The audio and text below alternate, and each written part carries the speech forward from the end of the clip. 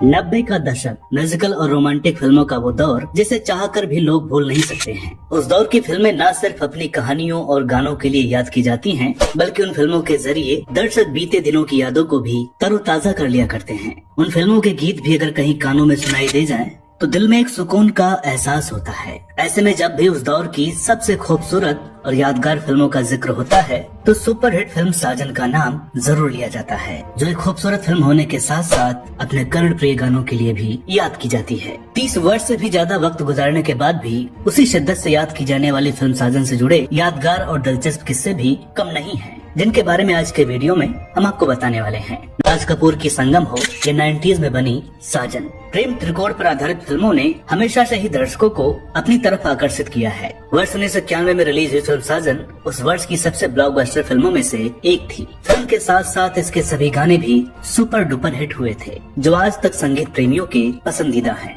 कहा जाता है कि फिल्म साजन की कहानी काफी हद तक फ्रेंच प्ले साइरानो डी बर्गराक से प्रेरित थी। सुधाकर बोकाडे द्वारा निर्मित और लॉरेंस डिसूजा द्वारा निर्देशित यह फिल्म 30 अगस्त 1991 को रिलीज हुई थी। बतौर सिनेमेटोग्राफर हत्या जैसी फिल्मों से पहचान बनाने के बाद डायरेक्शन के क्षेत्र में आने वाले लॉरेंस डिसूजा 90 के दशक के एक जाने माने डायरेक्टर रह चुके हैं। उन्होंने फिल्म साजन के अलावा सपने साजन के, संग्राम, बलमा, दिल तेरा आशिक, प्रतीक्षा और आरजू जैसी कई फिल्में डायरेक्ट की हैं। खास बात ये कि इनकी ज्यादातर फिल्मों में संगीत नदीम श्रवण का ही है। सफलता की बात की जाए तो लॉरेंस डिसूजा ने इसके बाद काफी सारी हिट फिल्में डायरेक्ट की, लेकिन कोई भी साजन फिल्म जितनी हिट नहीं हो सकी। फिल्म में सलमान खान, माधुरी दीक्षित और संजय दत्त के अलावा खास भूमिकाओं में कादर खान, रीमा लागू, अंजना मुमताज, लक्ष्मीकांत बेर्डे और दिनेश हिंगू जैसे दमदार एक्टर्स की मौजूदगी फिल्म में 4 चांद लगाती है। संजय दत्त द्वारा अभिनीत अमन उर्फ सागर का किरदार फिल्म की राइटर रीमा राकेश नाथ की लाइफ पर आधारित थी। दरअसल एक एक्सीडेंट में उनका पैर बुरी तरह फ्रैक्चर होने के साथ साथ उनके कंधे की हड्डी भी टूट गई थी और उनके डॉक्टर ने कहा था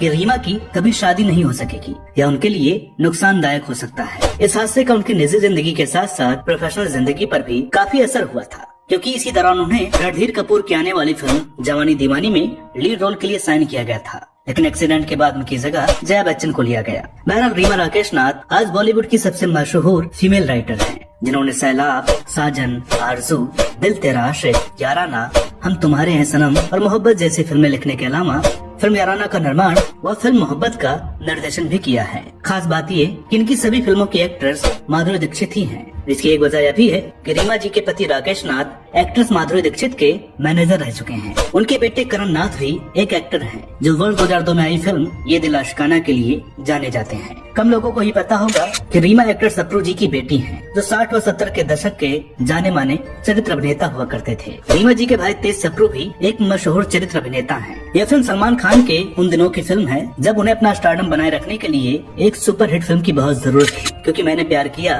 और सन बेवफा जैसी फिल्मों के अलावा उनकी अन्य फिल्में बॉक्स ऑफिस पर ज्यादा कमाल नहीं दिखा पा रही थी। ऐसे में साजन के ब्लॉकबस्टर होने का फायदा सलमान खान को खूब मिला। इस फिल्म की सफलता के बाद सलमान खान और माधुरी दीक्षित की जोड़ी को हम आपके हैं कौन में भी दोहराया गया, जो बॉलीवुड की सबसे कामयाब और कल्ट फिल्मों में एक मानी जाती है।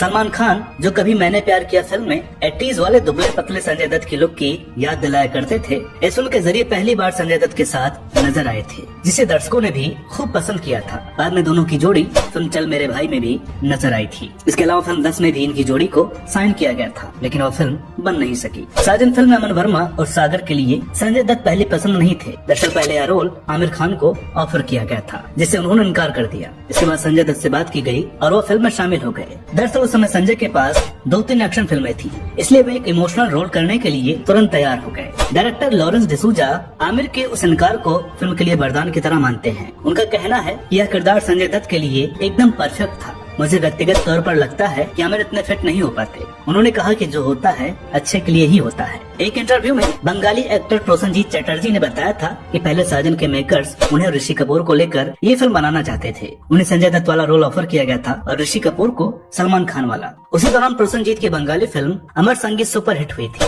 जिसके बाद उन्हें दोबारा हिंदी फिल्मों में ऑफर आने लगे। लेकिन प्रोसेनजीत आधिया जैसी हिंदी फिल्मों में काम करके पहले से ही नाकामी झेल चुके थे और उस वक्त वो सिर्फ अपनी बंगाली फिल्मों पर ही ध्यान देना चाहते थे। इसलिए उन्होंने कई हिंदी फिल्मों के ऑफर्स को ठुकरा दिया, जिनमें से एक फिल्म साजन भी थी। हम आपको बता दें कि प्रोसेनजीत जाने माने एक्टर विश्वजीत जी के सुपुत्र हैं। बताया जाता है कि फिल्म में नायिका पूजा के किरदार के लिए माधुरी दीक्षित पहली पसंद नहीं थी। दरअसल इस फिल्म के लिए पहले आयशा जुल्का को चुना गया था और आयशा जुल्का पहले दिन की शूटिंग पर भी आई थी, लेकिन उनकी तबीयत इतनी बिगड़ गई कि इनकी जगह माधुरी दीक्षित को लिया गया। इस फिल्म को साइन करने को लेकर माधुरी ने बाद में सोशल मीडिया पर लिखा था कि इस फिल्म की स्क्रिप्ट पढ़ने के बाद मैंने झट से फिल्म करने का मन बना लिया था, क्योंकि इस फिल्म की स्टोरी बेहद रोमांटिक थी, डायलॉग शायराना थे और फिल्म का म्यूजिक लाजवाब था। इस फिल्म के डायरेक्टर लॉरेंस डिसूजा को माधुरी का काम इतना पसंद आया था, उन्होंने माधुरी अक्षय कुमार को लेकर आरजू नाम की एक फिल्म बनाई थी, लेकिन वो फिल्म कुछ खास कमाल नहीं कर पाई। इसी फिल्म के दौरान संजय दत्त और माधुरी दीक्षित की दोस्ती बढ़ी थी और दोनों की अफेयर की खबरें भी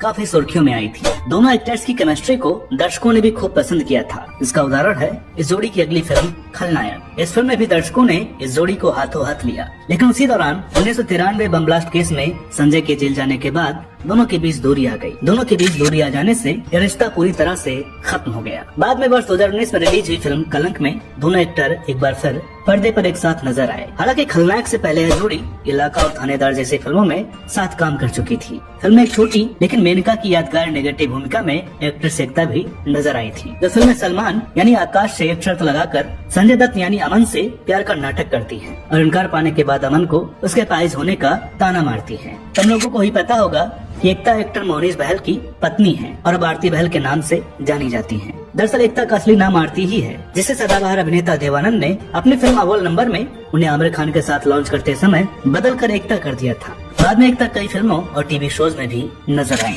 इस फिल्म की शूटिंग महज 36 दिनों में पूरी कर ली गई थी, जो न सिर्फ आज के दौर में एक आश्चर्य की बात है, बल्कि इस दौर के लिए भी एक नई बात थी। खास तौर पर इसलिए क्योंकि इस फिल्म में उस दौर के 3 बिजी एक्टर्स एक साथ काम कर रहे थे। इस फिल्म की ज्यादातर शूटिंग ऊटी के खूबसूरत लोकेशंस पर हुई। दोस्तों, साजन एक म्यूजिकल हिट फिल्म दी थी और जैसा कि आप सभी जानते हैं कि इसके संगीतकार नदीम श्रवण थे और गीतों को लिखा था संगीतकार समीर और फैज अनवर ने। लेकिन आपको यह जानकर ताज्जुब होगा कि नदीम श्रवण भी इस फिल्म की पहली पसंद नहीं थे। दरअसल मेकर्स ने इससे पहले इस फिल्म के लिए संगीतकार लक्ष्मीकांत प्यारेलाल को साइन किया था। लॉरेंस बताते हैं कि लक्ष्मीकांत के साथ मेरे संबंध अच्छे थे, लेकिन तब मैं नया डायरेक्टर था, इसलिए उन्होंने समय नहीं दिया। वे उस वक्त 5-6 बड़े प्रोडक्शंस को पहले वरीयता दे रहे थे। मैं तंग आ गया। उनके पास रोजाना आना और इंतजार करना बहुत ज्यादा हो रहा था। मेरा शेड्यूल करीब था, लेकिन अभी तक एक भी गाना तैयार नहीं था। उन्होंने बताया कि प्रोड्यूसर सुधाकर बोकाड़े के आने के बाद भी उन्होंने हमें इंतजार कराया। फिर हमने उनको छोड़कर सीधे नदीम श्रवण को बुलाया। दोस्तों, मजे की बात, ये नदीम श्रवण ने फिल्म का विषय सुनने के बाद 1 घंटे में ही उन्हें 7 गाने दे दिए। फिल्म का एक गीत जिए तो जिए कैसे को 4 गायकों से गवाया गया था, जो कि 2 वर्जन में था। पहला वर्जन गजल गायक पंकज उदास जी की आवाज में और दूसरा एसपी बालासुब्रमण्यम, अनुराधा पौडवाल और कुमार सानू की आवाज में था। यह वही दौर था जब बॉलीवुड में लेजेंडरी सिंगर एसपी बालासुब्रमण्यम जी की आवाज सलमान खान की एक पहचान हुआ करती थी। हालांकि इस फिल्म के सारे ही गाने सुपर हिट हुए थे, लेकिन फिल्म का एक गाना देखा है पहली बार साजन की आंखों में प्यार उस साल के नंबर 1 गानों में से एक था, जो आज भी लोगों को काफी पसंद आता है। इस गीत के बनने से जुड़ा एक किस्सा भी है। दरअसल यह फिल्म तो अप्रैल 1991 में पूरी हो गई थी, लेकिन निर्देशक लॉरेंस डिसूजा को फिल्म में गानों को लेकर अभी भी कुछ कमी लग रही थी। इसके बाद वो नदीम श्रवण के पास गए और उनसे एक टाइटल गीत की डिमांड की, जिसके बाद नदीम श्रवण ने उन्हें देखा है पहली बार गाना रिकॉर्ड कर दिया। रिकॉर्डिंग के अगले ही दिन टीम गाना शूट करने ऊटी के लिए रवाना हो गई और लगातार 7 घंटे शूट करके एक ही दिन में पूरा गाना कंप्लीट भी कर लिया गया। इस गीत की कंपोजिशन को लेकर एक बड़ा ही दिलचस्प खुलासा संगीतकार श्रवण ने अपने एक लाइव कंसर्ट के दौरान किया था। उन्होंने बताया था इस गाने को उन्होंने अपने पार्टनर नदीम के साथ यूं ही बिना सोचे समझे ही बना दिया था। यह वाकया श्रवण ने ब्रिस्बेन में आयोजित एक कंसर्ट के दौरान सुनाया था, जहाँ वे सिंगर अलका याग्निक के साथ लाइव परफॉर्मेंस दे रहे थे। श्रवण ने बताया था वर्ष 1990 के 31 दिसंबर की बात है। मैं और नदीम एक न्यू ईयर की पार्टी में गए थे। हम दोनों पब में बैठे थे। उसी वक्त वहाँ 2 विदेशी लड़कियाँ आईं, जो हमें लगातार देखी जा रही थी। तभी नदीम उठकर उनके पास गए और उनसे बात करने लगे। फिर हमारी नजरें उन दोनों से मिली और उसी वक्त नदीम के दिमाग में ये लाइन आई, देखा है पहली बार साजन की आंखों में प्यार, और फिर ये गाना बन गया। बात साजन के गानों की चल ही रही है तो बहुत प्यार करते हैं तुमको सनम गीत के बिना अधूरी ही रहेगी। इस गाने के 2 वर्जन फिल्म में दिखाए गए थे, एक अनुराधा पौडवाल जी की आवाज में और दूसरा एसपी बालासुब्रमण्यम जी की आवाज में था। दरअसल यह गाना मेहदी हसन जी के एक पाकिस्तानी गजल की कॉपी था। मजे की बात ये कि इस गाने के बोल भी इससे काफी मिलते जुलते हैं, जो कुछ यूँ हैं, बहुत खूबसूरत है मेरा सनम, खुदा ऐसे मुखड़े बनाता है कम। नदीम श्रवण इससे पहले भी कई पाकिस्तानी गानों की कॉपी कर चुके थे। ढेरों कैटेगरी में नामांकित हुई इस फिल्म के संगीत के लिए संगीतकार नदीम श्रवण को फिल्म फेयर का सर्वश्रेष्ठ संगीतकार का अवार्ड मिला था। साथ ही मेरा दिल भी कितना पागल है गाने के लिए कुमार सानू को बेस्ट प्लेबैक सिंगर का दूसरा फिल्म फेयर अवार्ड मिला था। फिल्म में संजय दत्त को सर्वश्रेष्ठ अभिनेता के रूप में फिल्म फेयर अवार्ड के लिए अपना पहला नामांकन मिला था। इसके अलावा गीत के लिए समीर, गायन के लिए पंकज उधास, अनुराधा पौडवाल, एस.पी. बालासुब्रमण्यम और अलका याग्निक को भी नामांकित किया गया था। साथ ही सर्वश्रेष्ठ अभिनेत्री के लिए माधुरी दीक्षित, सर्वश्रेष्ठ फिल्म के लिए सुधाकर बुकाड़े और सर्वश्रेष्ठ निर्देशन के लिए लॉरेन डिसूजा को भी नामांकन मिला था। आइए अब एक नजर डाल लेते हैं फिल्म साजन में एक्टर्स की फीस, बजट और कमाई की। दोस्तों, आपको यह जानकर ताज्जुब होगा कि आज के दौर के सबसे महंगे स्टार्स में से एक सलमान खान को इस फिल्म में माधुरी दीक्षित और संजय दत्त से भी कम फीस मिली थी। फिल्म में काम करने के लिए जहां सलमान खान को महज 11 लाख रुपए मिले थे, वहीं माधुरी और संजय दत्त को 12 लाख रुपए दिए गए थे। फिल्म के ओवरऑल बजट की बात करें तो महज 1 करोड़ 58 लाख रुपए था, जो आज शायद किसी एक सुपरस्टार के अकेले फीस से भी कम है। कमाई की बात की जाए तो इस फिल्म ने बॉक्स ऑफिस पर 18 करोड़ का कलेक्शन किया था, जो बजट से कई गुना और आज के दौर के 100 करोड़ से भी ज्यादा है। साजन उस दौर में बॉक्स ऑफिस पर 75 हफ्ते से भी ज्यादा चली थी और तब इतने हफ्ते चलने वाली फिल्म को डायमंड जुबली फिल्म कहा जाता था। दोस्तों, यह फिल्म वर्ष 1991 की सबसे ज्यादा कमाई करने वाली फिल्म तो बनी ही, साथ ही 90 के दशक की सबसे ज्यादा कमाई करने वाली टॉप 5 फिल्मों में से एक साबित हुई। बताया जाता है कि इस फिल्म के दौरान समय से फिल्म पूरी हो जाने के बावजूद रिलीज में देरी होने के कारण निर्माता सुधाकर बुकाड़े इतने निराश हो गए कि उन्होंने फिल्म लाइन छोड़ने तक का फैसला कर लिया था। लेकिन इस फिल्म की सफलता के बाद उन्होंने यह विचार त्याग दिया। फिल्म की सफलता का अंदाजा आप इस बात से भी लगा सकते हैं कि दर्शकों की डिमांड के बाद वैंकूवर, ब्रिटिश कोलंबिया में कनाडा के रॉबसन स्क्वायर थिएटर में नवंबर 1992 में इस फिल्म का फिर से प्रीमियर किया गया, जबकि इस फिल्म का वीडियो अगस्त 1991 में ही रिलीज हो चुका था। प्रेम त्रिकोण पर आधारित फिल्में हर दौर के दर्शकों के साथ साथ फिल्म मेकर्स की भी